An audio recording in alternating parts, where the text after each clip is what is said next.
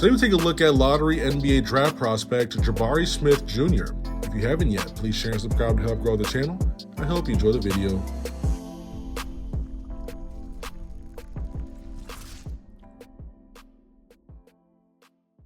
In high school, Smith was always seen as a top 40 prospect. During the summer of 2019 was when his game went to another level and he became a hot commodity on the circuit. That May, he was ranked 34th in the country, then 2 months later, he rose to number 8. From this point on, he was a consensus top 10 player and was considered a future NBA prospect. Jabari also has the NBA pedigree. His father, Jabari Smith Jr., played over 100 games during his 4 seasons in the NBA before spending the rest of his professional career overseas. He was offered by almost every program in the country and could have gone anywhere he wanted. In the end, he chose Auburn. Some top recruits fumbled the bag with their college decision. Jabari did not. He chose a program that was going to play him right away and put him in a position to excel at what he does best, averaging almost 17 points, 7.4 rebounds, and 2.1 stocks per game in his freshman season. Today's video is powered by SeatGeek. Get $20 off any ticket sold using promo code ANTRIGHT on the SeatGeek app or website. He has a prototype of a tall, slender, jump-shooting forward, projects as a plus defender who could possibly turn into a point forward type once he improves his handle. He's an interesting prospect. I can see 2 comparable players. If you go back and look at 2005, 2006 Rashard Lewis with the Sonics and rookie Jason Tatum, just with the way they like to play off their jump shot.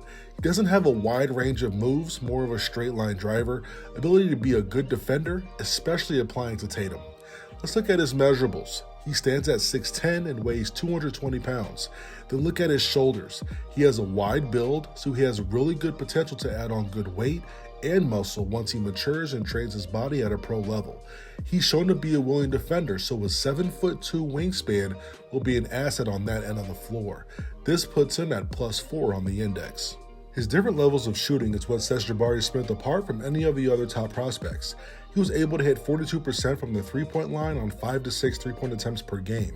In spot-up situations, Smith graded in the 94th percentile in all of college basketball, scoring 1.211 points per possession, which is in the same spot-up efficiency range as Tyler Hero and Desmond Bane from this NBA season.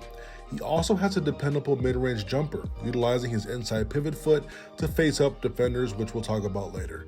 Because of his 6'10 frame and shooting form, he's able to rise up and easily knock down shots over defenders. He has pretty textbook mechanics: high release, elbow pointing towards the basket, his arm making an 85 to 90 degree angle. The ball is resting on his palm while leaving the gap in the middle. His offhand is on top of the ball, but I haven't seen that impact his jumper negatively. He has a big vision window for him to locate the rim, and he has a smooth release and good wrist snap at the end.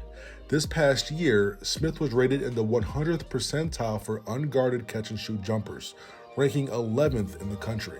Impressive for a player at his size. What helps Jabari right away is his willingness to stop players on the defensive end. He allowed 0.616 points per possession as a freshman in the SEC, which is great, grading out in the 95th percentile in the country. He still has superstar and an all-star ceiling, but his jump shot and his defense show he could be a lethal 3-and-D option on a contender as his floor. He played the 4-man at Auburn, so he found himself involved in a lot of switches. Because of that, he would end up defending smaller, faster players at times. Jabari found ways to move his feet, staying in between the ball and the basket. He depended on his size, length, and wingspan, which allows him to contest jump shots while giving enough room to prevent quicker guards from blowing past him and getting to the rim. He's not at his best when he's dribbling into his isolations. What he wants to do is he wants to catch the ball mid-post in his comfort zone and take advantage with his size. He loves the inside pivot, can call it the reverse pivot, also called the Sigma. He can pivot both ways off either foot on either wing. This is how he gets into his triple threat to square up against defenders. Likes to use it in ISO situations and really takes his time with a methodical approach. It helps him create a bit of space to pull up right away, create some space, jab, and then pull up, or create space and then go right into a 1 to 2 dribble pull up. Some things to improve on is creating rim pressure without having to settle for his jumper.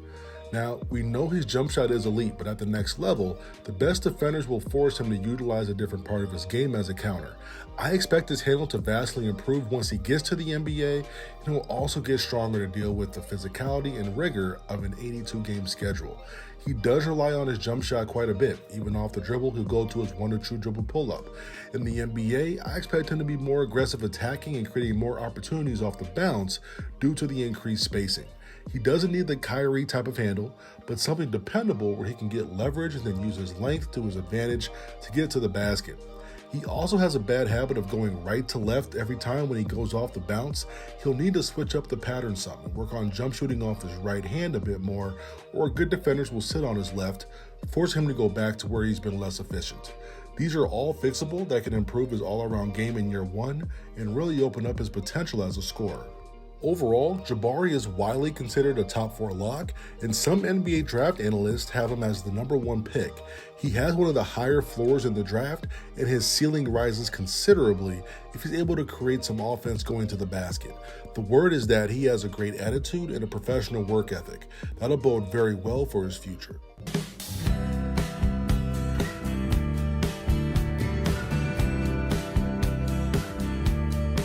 Van Dyke Can't guard me.